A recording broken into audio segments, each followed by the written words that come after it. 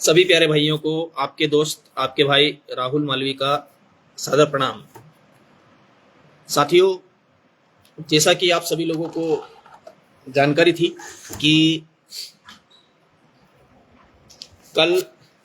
माननीय प्रमुख ऊर्जा सचिव नीरज मंडलोई साहब के साथ भारतीय मजदूर संघ के नेतृत्व में आदरणीय प्रदेश महामंत्री कुलदीप जी, बिजली कर्मचारी महासंघ के महामंत्री जी श्री सुशील कुमार पांडे जी और पीएस संगठन के प्रदेश महामंत्री श्री अजय कुमार मिश्रा जी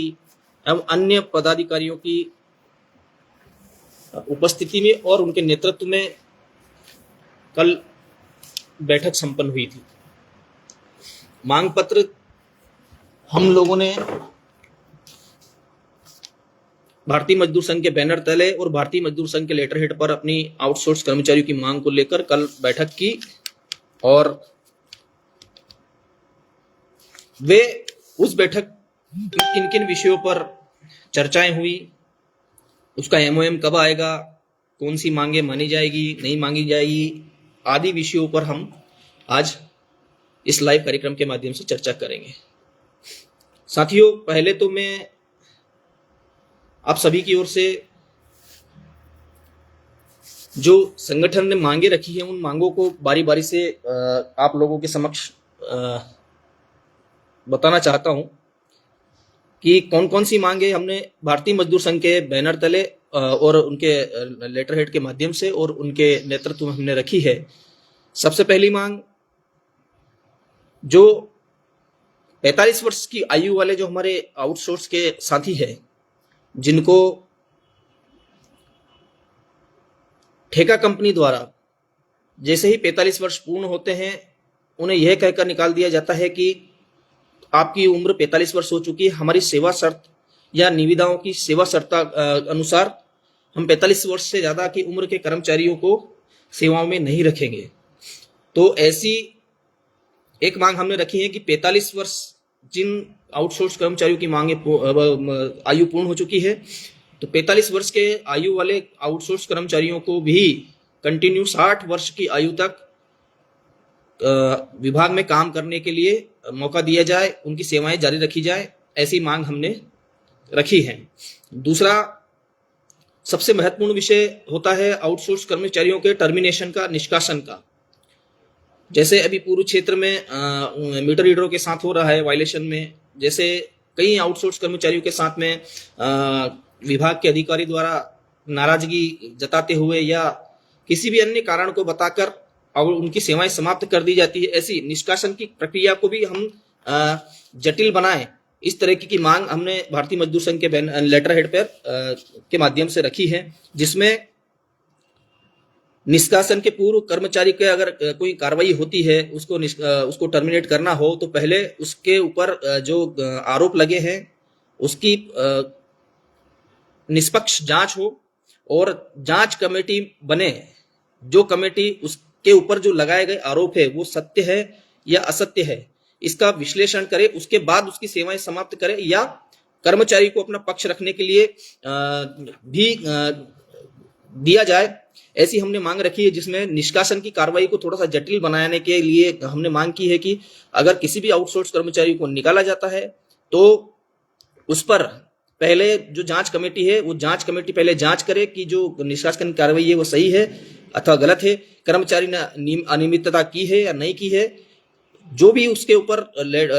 अधिकारी द्वारा या ठेका कंपनी के द्वारा नियुक्त सुपरवाइजर के द्वारा जो आरोप लगाए हैं वो सही है या गलत है, इसकी पहले जांच हो, उसके बाद उसके ऊपर जो है कार्रवाई हो।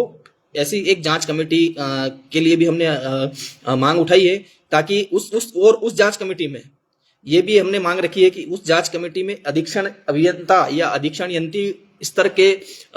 जो अधिकारी है वो उस जांच कमेटी में शामिल रहे और प्रदेश संगठन के एक प्रतिनिधि जो भी संगठन द्वारा नियुक्त है वो भी उस जांच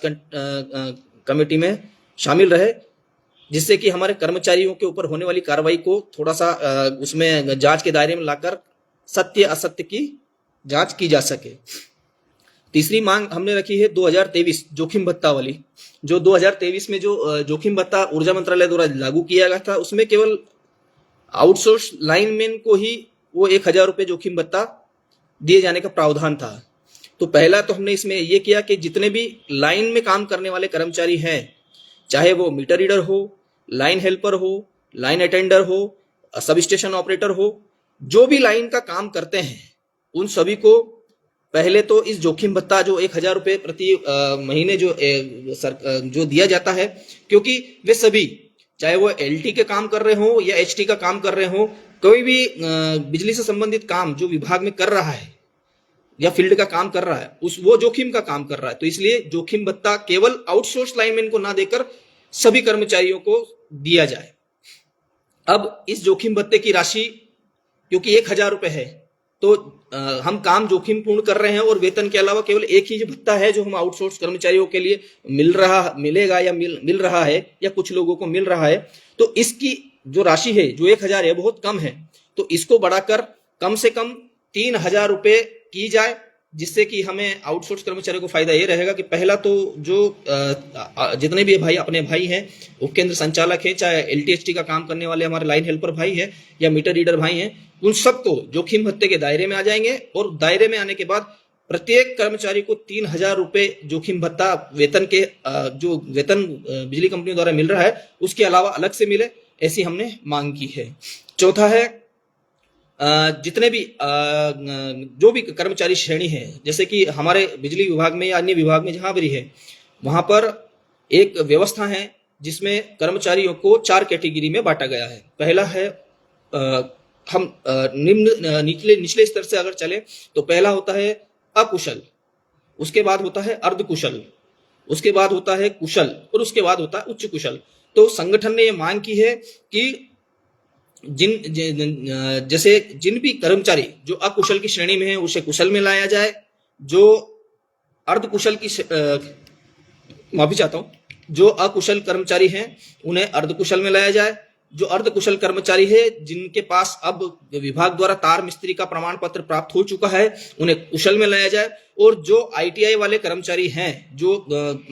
अपनी सेवाएं निरंतर दे रहे हैं उन्हें उच्च कुशल में लाया जाए। और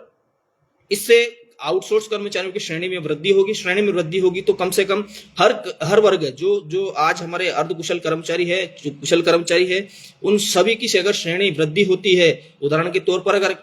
अर्धकुशल कर्मचारी अगर कुशल में अपग्रेड होता है यानी श्रेणी में वृद्धि करता है तो कम से कम उसके वेतन में 1,500 से 2,000 रुपए की वृद्धि होगी। तो एक मांग हमने ये भी रखी है कि जितने भी कर्मचारी हैं जिनके पास जो अकुशल है उनको अर्धकुशल में, और अर्धकुशल वाले जो भी तार मिस्त्री प्रमाण पत्र प्राप्त आउटसोर्स कर्मचारी हैं, चाहे वो कोई भी हो, उनको कुशल की श्रेणी में, और जो कुशल आईटीआई वाले कर्मचारी है उनको उच्च कुशल का वेतन दिया जाए यानी श्रेणी में अपग्रेड किया जाए। एक मांग हमने ये भी रखी है। पांचवी मांग हमने बहुत महत्वपूर्ण मांग रखी है, क्योंकि आप सभी जब लोग जानते हैं कि विद्युत जो क्षेत्र है, विद्युत क्षेत्र में दुर्घटनाओं का कोई समय बताकर नहीं आती है, और वर्तमान में कंपनी द्वारा, शासन द्वारा एक रास्ते चलते किसी का गाय, कुत्ता, भैंस वो मर जाए, या भगवान ना करे किसी को करंट लगने से मृत्यु हो जाए, तो उसको भी 5 लाख रुपए दिए जाते हैं। और जो 24 घंटे 7 दिन लाइन सुधार कार्य करता है उसको भी विद्युत दुर्घटना होने पर 5 लाख दिए जाते हैं। तो ये जो भेदभाव है,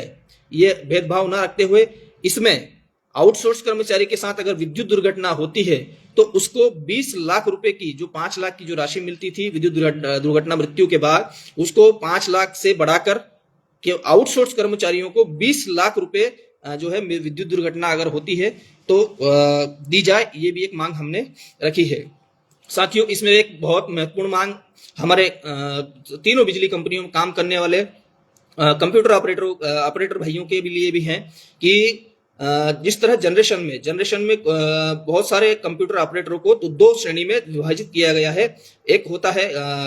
कंप्यूटर ऑपरेटर और दूसरा होता है डाटा एंट्री ऑपरेटर। तो वहां ट्रांसमिशन में एक व्यवस्था है कि कुछ पद है उन पर कंप्यूटर ऑपरेटर को, यानी पद नाम कंप्यूटर ऑपरेटर है और उसको वेतन उच्च कुशल का मिलता है, जबकि हमारी जो वितरण कंपनियां हैं या जनरेशन कंपनियां हैं, वहां पर कंप्यूटर ऑपरेटर को अर्धकुशल कर्मचारी या कुशल कर्मचारी में रखा जाता है और उसका पदनाम कंप्यूटर ऑपरेटर है। जबकि दोनों पदनाम समान है तो वेतन में अंतर क्यों? तो एक मांग हमने ये रखी है कि ट्रांसमिशन के जो कंप्यूटर ऑपरेटर है उनको उच्च कुशल का वेतन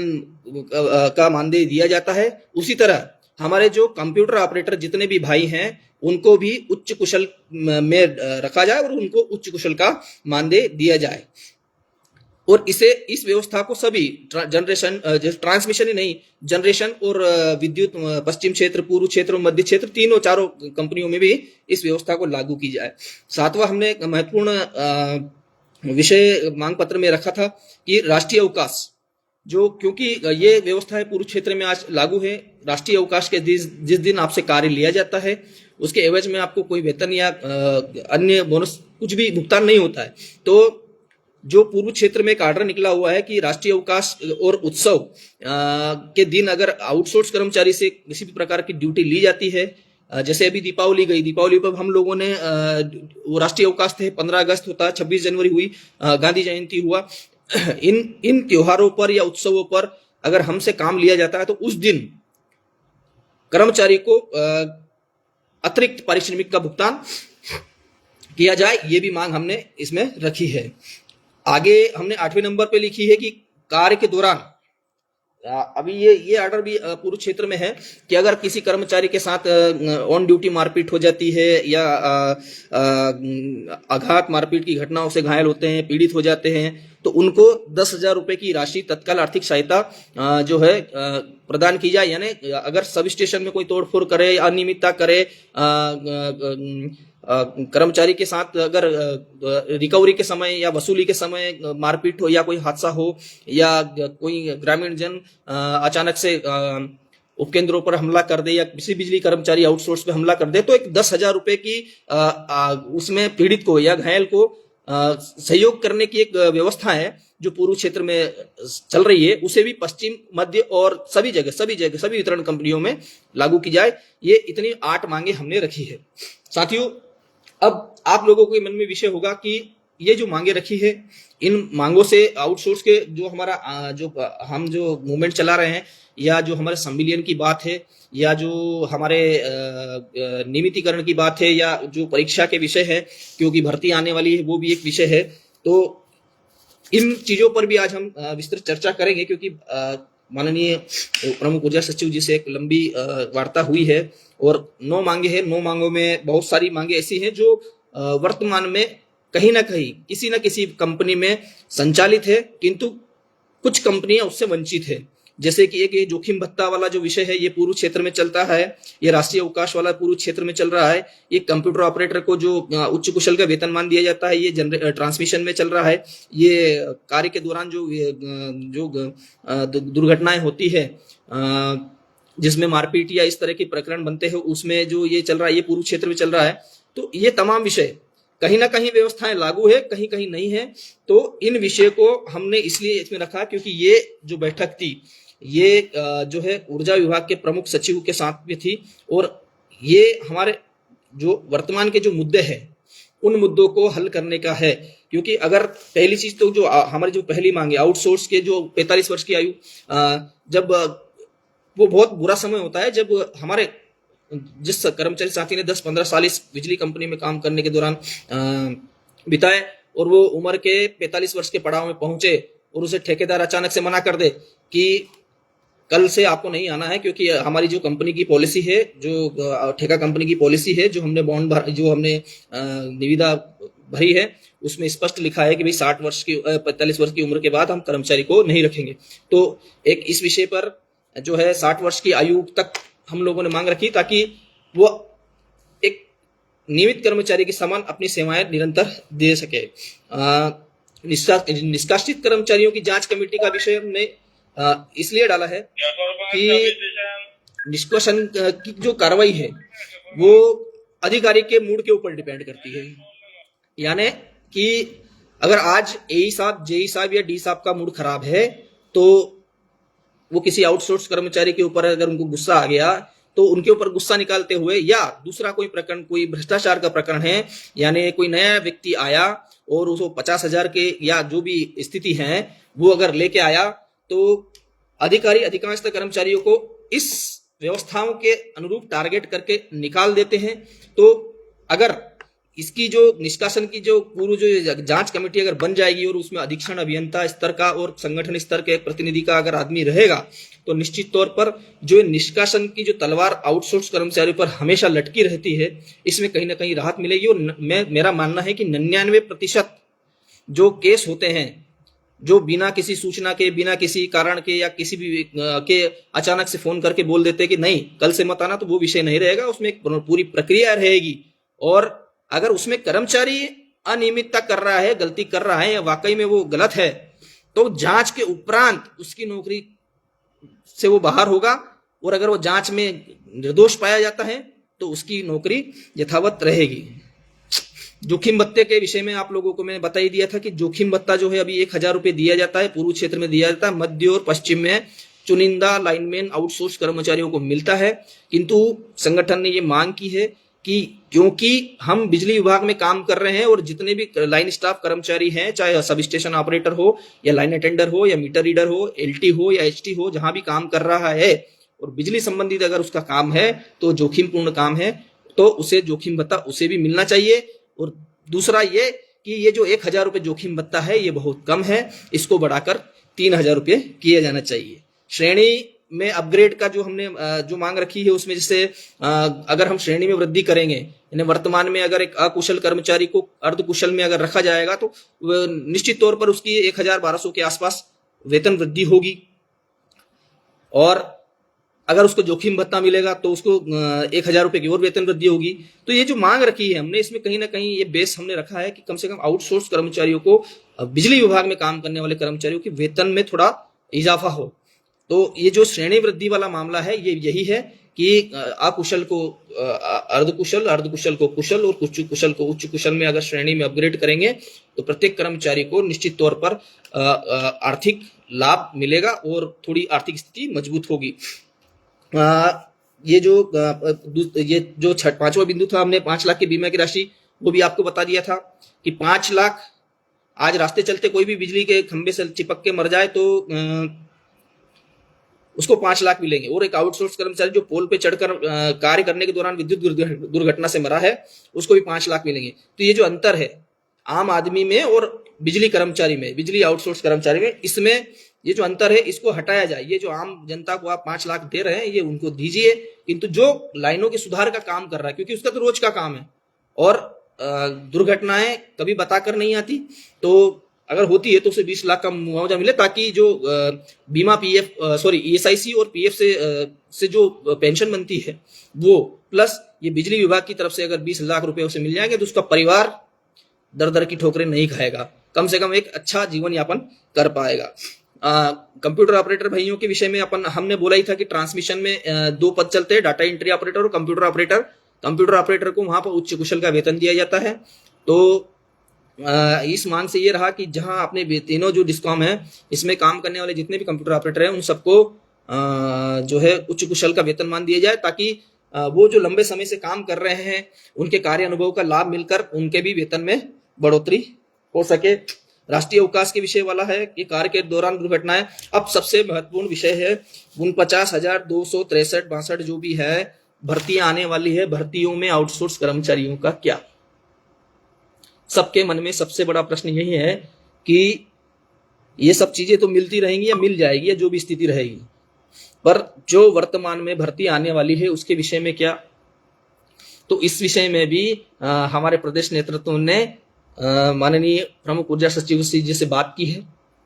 बात का निष्कर्ष इतना है कि आयु सीमा के आधार पर, यानी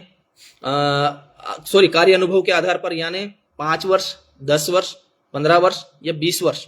इस तरीके के जो कैटेगरी, कोई कैटेगरी बनाई जाए और उसमें उनको अनुभव के बोनस अंक मिले। यानी 5 वर्ष, उदाहरण के लिए बता रहा हूं मैं, कोई ये परफेक्ट नहीं है कि नहीं, अभी जॉब सुरक्षा के लिए भी अपन आएंगे, राम सागर जी गुजर साहब, अपन अभी जॉब सुरक्षा के विषय पे भी अपन आएंगे थोड़ी देर के लिए। तो नहीं, वासुदेव महाजन जी, मैं वही बता रहा हूँ, पश्चिम क्षेत्र में बुरहानपुरी नहीं, अन्य जिले की विषय में अपन चर्चा करेंगे, मैं सभी चीजों पे बात करूंगा। तो जो ये भर्ती है, हम बात कर रहे थे भर्ती प्रक्रिया पे, तो ये भर्ती है, तो उदाहरण के तौर पर हमें कुछ बोनस अंक कार्य अनुभव के आधार पर मिले, यानी कोई कर्मचारी 5 साल से काम कर रहा है, कोई 10 वर्ष से काम कर रहा है, कोई 15 वर्ष से काम कर रहा है, कोई 20 वर्ष से काम कर रहा है, तो उनको अनुभव के आधार पर बोनस अंक का निर्धारण किया जाए। पहली चीज तो अपन ने ये की, क्योंकि जब बात हुई भर्ती प्रक्रिया की, तो माननीय ऊर्जा प्रमुख सचिव जी का स्पष्ट कहना था कि भर्ती में हम बिना परीक्षा तो किसी को नियमित नहीं करेंगे। इवन संविदा का भी फिर से हम जो हमने 50% आरक्षण दिया है उसको हमने दिया है, इसी तरह का कुछ आरक्षण हम आउटसोर्स कर्मचारियों को दे देंगे। और फिर कुछ हमारे द्वारा, जब हमारे प्रतिनिधि द्वारा जब ये कहा गया कि आज की जो वर्तमान परिस्थिति है, कुछ कर्मचारियों ने 25 साल काम करते हुए हो गए, 10 वर्ष काम करते हो गए, फिर उनका क्या होगा? क्योंकि आज जो हमने पढ़ाई की है, आज जो आईटीआई का सिलेबस है, या आज जो परीक्षा का प्रारूप है, वो और 10 साल पहले के प्रारूप समान नहीं है। तो उनके द्वारा कहा गया, हमारे द्वारा ये निवेदन किया गया कि क्यों ना पेपर का प्रारूप, यानी आप, अच्छी बात है, आप इस भर्ती प्रक्रिया में कुछ आरक्षण हमें देंगे, ये भी अच्छी बात है कि आप हमें बोनस अंक भी देंगे, और ये भी अच्छी बात है कि आप परीक्षा लेकर ही हमें अंदर करेंगे, पर पेपर का प्रारूप आप ऐसा बनाइए क्योंकि जिससे कि हमारे जो पुराने से पुराना व्यक्ति जो है, 20 साल पहले वाला, 10 साल पहले वाला, 5 साल पहले वाला, जो जिसने 5-10 साल पहले, 20 साल पहले पढ़ाई लंबे समय से छोड़ दी है और बिजली विभाग का काम कर रहा, तो वो जो कार्य अनुभव है और जो फील्ड में प्रैक्टिकल है, उन प्रैक्टिकल चीजों पर परीक्षा में सवाल किए जाएं, जिससे कि उसे ज्यादा से ज्यादा चयनित होकर बिजली विभाग में नियमित भर्ती प्रक्रिया में शामिल होकर नियमित होने में लाभ मिले। यानी हमारी तरफ से जो ये जो भर्ती आ रही है, इसमें ये निवेदन किया गया कि पहली बात तो हमने बोला कि हमें संविदा के समान 50% आरक्षण दो, तो उन्होंने मना कर दिया कि नहीं, हम 50% तो नहीं दे सकते, पर हाँ, हम कुछ परसेंट देंगे जो भी आगे जाके हम तय करेंगे। दूसरा उन्होंने कहा कि दूसरा उनकी तरफ कहा गया कि हम बोनस अंक की व्यवस्था करेंगे। संगठन की ओर से कहा गया कि बोनस अंक की व्यवस्था ऐसा ना हो कि सबको, जो भी आउटसोर्स कर्मचारी हैं, सबको 5 अंक बोनस या 10 अंक बोनस। हमारे द्वारा कहा गया कि जो जितना अनुभवी और पुराना कर्मचारी है, उसको उतने ज्यादा बोनस अंक मिलने चाहिए और बोनस अंक में अंतर होना चाहिए। इससे हमारे जितने भी पुराने से पुराने कर्मचारी हैं, वो ज्यादा से ज्यादा बोनस अंक लेके, आरक्षण का लाभ लेके, और ये बिजली कंपनियों में नियमित कैडर में जाएं। ये तो हो गई माननीय ऊर्जा सचिव जी से बैठक के विषय में बात। अब आप लोगों के विषय में ये है कि ये जो हरियाणा, पंजाब, उड़ीसा, हिमाचल की जो पॉलिसी बन रही है, और ये पॉलिसी विषय क्या है? कभी तो आप कहते हैं कि आउटसोर्स कर्मचारियों का विभागीय समायोजन करवाएंगे, कभी कहते हैं कि पॉलिसी बनाई जाएगी उनके 60 साल की जॉब सिक्योरिटी, या जो भी विषय है। तो मैं साथियों, क्योंकि ऊर्जा सचिव जी के साथ बैठक थी और वो ऊर्जा विभाग के प्रमुख हैं, तो उन पर ऊर्जा से संबंधित, कर्मचारियों से संबंधित जितने भी मुद्दे हैं, उन पर ही बात हो सकती है। इसके अलावा उनके हाथ में नियमितीकरण करना या ये करना, ये चीजें उनके हाथ में, या सम्मिलन करना उनके हाथ में नहीं आती। ये पॉलिसी में विषय होते हैं, और पॉलिसी को बदलना या पॉलिसी को बनाना, ये मुख्यमंत्री स्तर का कार्य है, सरकार स्तर का कार्य है। तो इस विषय पर भी हमारी एक बैठक भारतीय मजदूर संघ के नेतृत्व में माननीय मुख्यमंत्री जी के साथ हो चुकी है, और हमें आश्वासन मिला भी है कि जल्दी आउटसोर्स कर्मचारियों के लिए कोई ना कोई ऐसी पॉलिसी लाई जाएगी जिससे कि उनको 60 साल की जॉब सिक्योरिटी मिल सके, वो समाज में सम्मानजनक वेतन के साथ में अपना जीवन यापन कर सके। क्योंकि ये जो कल की जो बैठक थी, ये बिजली विभाग में काम करने वाले कर्मचारियों के फील्ड में काम करने के दौरान, या जो उनको अधिकार मिल रहे हैं, उनके अधिकार से अगर वो वंचित है, या मिल रहा है, नहीं मिल रहा है, या कुछ सुधार करना है, ये वहां तक सीमित थी। इसीलिए हमने माननीय ऊर्जा सचिव के समक्ष जो भारतीय मजदूर संघ ने जो 9 मांगे रखी हैं, इन 9 मांगों को हमने कर्मचारियों के साथ फील्ड में होने वाली व्यथा यथा को ध्यान में रखकर ही लिया है। मैं जैसे कि 60 वर्ष की, जो 45 वर्ष की आयु वाला बैरियर था वो 60 वर्ष का हो, है ना। टर्मिनेशन या निष्कासन से पहले जांच कमेटी बने, कर्मचारी का पक्ष सुना जाए और उसे जांच के उपरांत ही बाहर किया जाए। जैसे जोखिम भत्ता नहीं मिल रहा है, पूर्व क्षेत्र में मिल रहा है, मध्य पश्चिम में नहीं मिल रहा है, पश्चिम में मिल रहा है, तो कुछ चुनिंदा 10-20 हर जिले में 10-20 आउटसोर्स के लाइनमैनों को मिल रहा है, तो ये सबको मिले। 1000 जो रुपए जो जोखिम भत्ता कम है इसको 3000 बनाए। जो है श्रेणी वृद्धि करे, क्योंकि पुराने कई कर्मचारी 3, 5, 10, 15, 20 ऐसी कई सालों सेवाएं दे रहे हैं, तो कम से कम उनका प्रमोशन ना हो तो कम से कम आउटसोर्स को श्रेणी में वृद्धि करके उन्हें जो है वेतन का लाभ तो मिले। इस तरीके से ट्रांसमिशन वाले जो अपने केपीओ हैं उनको अगर आप डाटा कंप्यूटर ऑपरेटर को अगर आप उच्च कुशल का दे रहे हो तो ये जनरेशन और तीनों डिस्कॉम में काम करने वाले कर्मचारियों को क्यों नहीं दे रहे हो। ये से मुद्दे हैं। राष्ट्रीय अवकाश का मुद्दा है, ये पूर्व मिल रहा है, अपने यानी मिल रहा है। कार्य के दौरान घटित जो दुर्घटनाएं होती है, मारपीट की घटनाएं होती है, वसूली के समय जो चीजें होती हैं, उस समय जब कर्मचारी के साथ मारपीट के दौरान कुछ ऐसा हादसे हो जाते हैं तो वो अपना इलाज करा सके, उसके लिए जो तत्काल राशि है ये। और भर्ती के विषय में कि उन 50,263 जो भी भर्तियां आ रही है, इन भर्तियों में अगर अंत में अगर परीक्षा ही देना है तो परीक्षा में कुछ ऐसी व्यवस्थाएं तो की जाए जिससे कि हमारे जो है कर्मचारियों को लाभ मिले। संविदा की तरह कुछ आरक्षण दिया जाए और उसके अलावा आउटसोर्स को उस परीक्षा में कुछ बोनस अंक दिए जाए, यानी 5 वर्ष वाले को कुछ दिए जाए, 10 वाले को कुछ दिए जाए, 15 वाले को कुछ दिया जाए। वैसे ही जो पेपर का प्रारूप रहे, क्योंकि उसको आउटसोर्स कर्मचारी दे रहा है, उसने 10 साल पहले पढ़ाई छोड़ दी है, वैसी व्यवस्थाएं की जाए कि जो प्रैक्टिकल वो फील्ड में जो प्रैक्टिकल करता है तो प्रैक्टिकल बेस्ड पेपर रहे, जिससे कि उसके सिलेक्शन के चांसेस ज्यादा बने। ऐसी तमाम जो मांगे हैं ये हम लोगों ने आप लोग जो है माननीय ऊर्जा प्रमुख सचिव के समक्ष रखी हैं। अब इनमें से जो, और बहुत अच्छी बात यह है कि भारतीय मजदूर संघ के नेतृत्व में हमारी 9 मांगे, जो आप अगर देखेंगे लेटर हेड में देखेंगे तो 6 मांगे भारतीय मजदूर संघ ने अन्य संगठनों की कर्मचारियों की लिखी है और पूरी 9 मांगे आउटसोर्स कर्मचारियों की लिखी है। और मांगे भी ऐसा नहीं बोला गया कि ये हटाओ, ये नहीं, जितनी हमने मांगे दी जो हमें उचित लगी वो सारी मांगे लिखी है। और भारतीय मजदूर संघ की निगम मंडल आयोग यूपी तर्ज पर, हरियाणा तर्ज पर जो भी अडॉप्शन पॉलिसी जो पॉलिसी बने उसके लिए अलग से, क्योंकि वो सभी विभागों पे लागू होगी। और अगर ये जो पॉलिसी की बात है हरियाणा की तरह निगम मंडल आयोग या पंजाब की तरह या उत्तर प्रदेश की तरह ऐसा बनेगा तो फिर इस भर्ती का क्या होगा ये तो आगे परमात्मा ही जाने। और हमें पूर्ण यकीन है और विश्वास है निश्चित तौर पर कि बहुत अच्छी सार्थक बैठक हुई। और जहां तक हमें विश्वास है कि इस 9 के 9 मुद्दे जो वैध है, जो हमारे अधिकार है और जो मिल रहे हैं और जिनसे हम वंचित है, वो हम लोगों को जरूर मिलेंगे।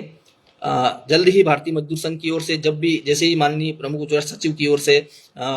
मिनट्स ऑफ मोमेंट मीटिंग के बैठक के जो समय होता है उसमें जिन बिंदुओं पर सहमति बनी, असहमति बनी, वो MOM जारी होगा, वो हम आप सभी लोगों के साथ में शेयर करेंगे। और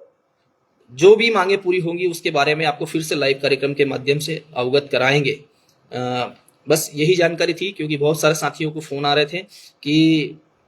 कल की बैठक में क्या हुआ। तो बैठक कल 6 बजे के आसपास शाम को शुरू हुई थी और लगभग 7:30 बजे के आसपास खत्म हुई। और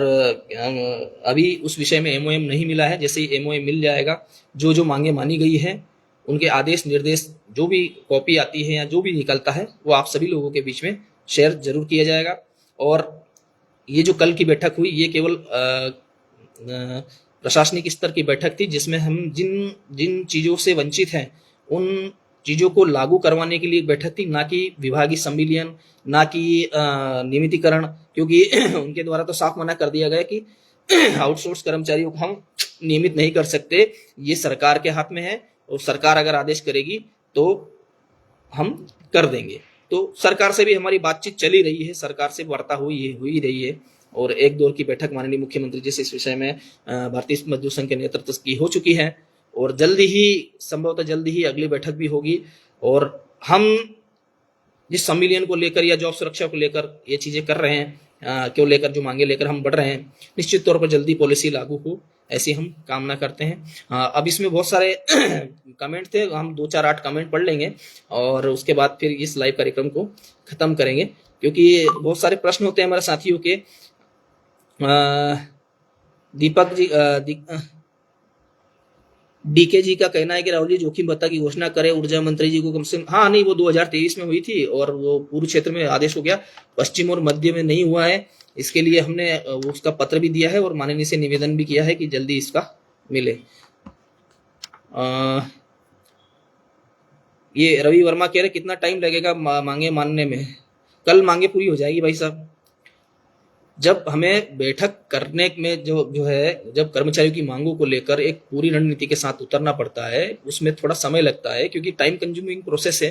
तो इसमें थोड़ा धैर्य रखने की आवश्यकता है। मांगों पर जल्दी ही, यानी 2-4-8 दिन में जो अभी जो हमारी मांगे जो हुई मानी गई है, या सॉरी जो हमने मांगी है, इन पे 2-4-8 दिन में जैसा भी एमओएम आएगा आप लोगों को बता दिया जाएगा। कभी कभी मजाक भी करना अच्छा रहता है। हाँ, राहुल तिवारी कहते हैं कि 49,000 भर्ती के बारे में और बताएं। 49,000 भर्ती के बारे में मैं अभी और जितनी जानकारी मुझे थी और इस विषय में जितनी बात चर्चा माननीय ऊर्जा सचिव महोदय से हुई है, वो हमने आप सभी लोगों के समक्ष रख दी है। उसमें आरक्षण यानी जैसे 1,000 लोगों की भर्ती है तो उसमें अगर 50% आरक्षण संविदा का, यानी 500 लोग संविदा के जाएंगे, तो वैसे ही कुछ आरक्षण की 30% आरक्षण आउटसोर्स को या 20% आरक्षण आउटसोर्स को, कि आउटसोर्स की वो सीटें रिजर्व रहे, ऐसा करने के लिए प्रावधान किए जा रहे हैं। और प्लस आउटसोर्स कर्मचारियों को कार्य अनुभव के आधार पर बोनस अंक देने के विषय में भी बात हुई है। संजय शर्मा का कहना है 30% आउटसोर्स कर्मचारियों को नोटिस मिल चुके हैं, सीजन के बाद उन्हें हटा दिया जाएगा। कृपया इसके बारे में कुछ बोलें। मैं समझा नहीं कि 30% कैसे कर्मचारियों को नोटिस मिल चुका है। अभी जो वर्तमान में एक परिस्थिति है जो वो भी पूर्व क्षेत्र में है, कि वहां पर मीटर वायलेशन के नाम पे उन कर्मचारियों को निकाला जा रहा है। इस विषय में भी हमारी बात हुई थी, तो वो पूर्व क्षेत्र के जो एमडी साहब हैं, हाँ, उनके साथ बैठकर बात करनी पड़ेगी। और एक विषय, हाँ, इस लाइव कार्यक्रम से हटके एक बात करना चाहते हैं कि जिन मीटर रीडरों पे भाइयों पे कार्रवाई हो रही है, वो इकट्ठा तो हो। मीटर रीडर कहीं से हर महीने कहीं से 10, कहीं से 5, कहीं से ऐसा निकाले जा रहा है, तो कुल मिला के वो जो पूर्व क्षेत्र के मीटर रीडर है जिनको निकाला जा रहा है, कम से कम वो केवल व्हाट्सएप पे फोटो डाल देने से या उनके निष्कासन का लेटर डाल देने से हम हेल्प नहीं कर पाएंगे। भाई आप पूरे पूर्व क्षेत्र के जो 15-18 जिले हैं, वहां के सारे मीटर रीडर एक जिनको निकाला जा रहा है वो एक बैठक करें, बैठक करके हमें अवगत कराएं और फिर हम उनको साथ में ले जाकर एमडी ऑफिस में जाके बैठेंगे और उनको वापस रखवाएंगे। ठीक है, मीटर रीडर का पद खत्म कर रहे हैं तो कोई बात नहीं, पर उनको अन्य जगह एडजस्ट तो किया जा सकता है ना, जैसे कि उनको मेंटेनेंस में एडजस्ट कर लें या जो जहां भी व्यवस्था है वहां एडजस्ट कर लें। तो ये रास्ते हैं, पर वो मीटर रीडर भाई एक एक व्यक्ति फोन ना करते हो, कम से कम अपने पूर्व क्षेत्र के जो प्रतिनिधि है उनसे संपर्क करके एक दिन बैठक करो। कितने निकले हैं, 50 निकले हैं, 100 निकले हैं, पूरी 100-50 जो भी निकले वो एक मीटिंग कर लो, मीटिंग में हमें बुला लो, हम आ जाएंगे, हमें समय और तारीख बता दीजिए और फिर हम वहीं उसी को लेकर एमडी ऑफिस चलेंगे। वहां जो भी बात होगी 2 टूक साफ सुथरी बात हो जाएगी, उसमें क्या बड़ी बात है। तो प्लीज आप लोग इकट्ठा हों। आपके खाली व्यक्तिगत व्हाट्सएप कर देने से कुछ नहीं होगा, क्योंकि ऐसे तो हमारे पास आते हैं, पर हम एक एक अलग अलग कर्मचारी के लिए पत्र थोड़ी ना लिख सकते हैं। आप सभी इकट्ठा हो, पूरी एक सूची उसमें हम बनाएं कि ये जो है पूर्व क्षेत्र से 100 है, 50 है या 150 है, 40 मीटर रीडर हटाए गए हैं। इस विषय पर हम फिर एमडी को पत्र लिखे, एमडी से टाइम मांगे और फिर एमडी के साथ उन कर्मचारियों की मीटिंग करवाकर उनका समाधान करवा पाएंगे। चरणबद्ध तरीके से काम होगा। वैसा नहीं होगा कि मेरे को फोन करके बोल दिया, मेरे को निकाल दिया, अब मैं आपके लिए व्यक्तिगत क्या कर सकता हूं। ये तो हर जिले से समस्या आ रही है। तो मेरा निवेदन ये है कि अगर किसी भी जिले से 5 निकले हैं, 10 निकले, 100 निकले, 50 निकले, सभी पहले आप इकट्ठा हो जाओ और हमें बुला लो। आप एक तारीख डिसाइड कर लो कि 5 तारीख को हम फला जगह इकट्ठा हो रहे हैं, आप भी आ जाए। तो हम आएंगे, बाकायदा आएंगे, आपकी मदद करेंगे और आपकी मीटिंग भी करवाएंगे। हम टाइम लेंगे, मीटिंग करवाएंगे, समाधान तब निकलेगा। अब वो अधिकारी ने तो मीटर वायलेशन में कलम चला दी, आपसे कारण बताओ नोटिस तक नहीं लिया गया। तो ये निष्कासन की जो ये मैं बता रहा था पहले कि जो निष्कासन की जो आसान प्रक्रिया है इसको जटिल बनाने की आवश्यकता है। इसीलिए हम कमेटी की बात कर रहे हैं। इसीलिए मांग रखी है कि आउटसोर्स कर्मचारियों पर अगर निष्कासन की कार्रवाई हो तो कम से कम उसको एक नोटिस मिले, उसकी जांच तो हो वाकई। जैसे अभी मीटर रीडरों के मामले में अगर सही में वायलेशन हुआ है कि नहीं, अब वो पता चला कि वहां घर पर मीटर ही नहीं है, अधिकारी बोल रहे थे अभी आप जो भी है रीडिंग वो दे दो, और फिर बाद में बोल दिया कि आपने गलत रीडिंग दी है, ये किया, और वायलेशन में डाल के उसको निकाल दिया, तो ये भी तो गलत है। तो अगर जांच होगी तो कम से कम ये तो पता चलेगा कि जहां वायलेशन मीटर में आ रहा है उसने रीडिंग गलत डाली है या कम डाली है या ज्यादा डाली है, क्यों डाली है, तो कारण भी तो आएगा कि यहाँ मीटर ही नहीं था या था, जो भी स्थिति आएगी वो। इसीलिए हमने ये जो कमेटी की जो जांच कमेटी है इसके माध्यम से निष्कासन की कार्रवाई की एक प्रक्रिया हो, ऐसी मांग इसीलिए हम लोगों ने की है। तो साथियों, आज के लिए इतना ही था। 9 मांगों के विषय में जो हमने पत्र डाला था उसके बारे में एक एक चीज के बारे में हमने डिटेल दे दिया है। जो भी एमओएम आएगा, जब भी आएगा, 2 दिन, 4 दिन, 5 दिन, 7 दिन, वो हम आप लोगों के साथ साझा करेंगे। जिन जिन मांगों पर भी बात बनी है और जिन जिन मांगों को माना गया है, माना जाएगा, उनके आदेश निकलेंगे, वो भी हम आप लोगों के साथ शेयर करेंगे। हम आपसे निवेदन करते हैं कि कृपया संगठन के साथ कंधे से कंधा मिलाकर खड़े रहे, डटे रहे। और एक और मेरा बहुत विनम्र निवेदन है, क्योंकि भारतीय मजदूर संघ आउटसोर्स कर्मचारियों की मांगों को लेकर बहुत गंभीर है और वो लगातार सरकार, प्रशासन और तंत्र से बातचीत कर रहा है, और इसी रूप में भारतीय मजदूर संघ का 17 नवंबर को प्रत्येक जिले में ज्ञापन अभियान है। उस ज्ञापन में भी हम आउटसोर्स कर्मचारी की मांग, जो कि मुख्यमंत्री जी के समक्ष पॉलिसी बनाने की मांग, जैसे हरियाणा, पंजाब की तर्ज पर, वो रखी जाएगी। तो कृपया बिजली विभाग के सभी आउटसोर्स कर्मचारियों से मेरा बहुत विनम्र निवेदन है कि उस ज्ञापन अभियान में अधिक से अधिक संख्या में पहुंचे। और अगर आपको जानकारी नहीं है कि 17 नवंबर को आप कौन से जिले में किस जगह ज्ञापन होगा, तो उसके लिए हम वहाँ के जो जिला प्रमुख हैं उनकी संपर्क की लिस्ट ग्रुप में डाल देंगे, या फिर हम अपने प्रतिनिधियों को उसके बारे में सूचना कर देंगे।